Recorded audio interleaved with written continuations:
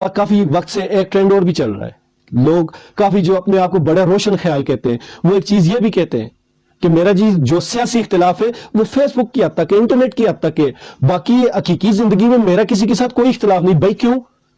ایک بندہ ملک کو نقصان پہنچائے اور آپ اسے یرانے بھی لگائے رکھیں اور کہیں جی کہ اس ملک میں انقلاب آئے۔ انقلاب تب آئے گا جب آپ چور کو چور کہنا سیکھیں گے، جب آپ کرپٹ کو کرپٹ کہنا سیکھیں گے، جب آپ کسی بھی غلط فیصلے پہ، غلط حکم پہ، کسی بھی غلط چیز پر آپ کھڑے ہو جائیں گے، تب آپ کو پاکستانی کہلانے کا حق ہے۔ وہ جو انڈین جواب ہے، میں وہ آج ان سارے پاکستانیوں کو کہتا ہوں کہ تم لوگوں نے نہیں رہنا تو اس ملک کو گالی دینے کا آپ کو حق نہیں، آپ دفع ہو جائیں یہاں سے۔ آئے روز دیکھو، جس کو دیکھو پاکستان کو گالی دیتا ہے۔ بھئی آپ نے پاکستان کے لیے کیا ہے؟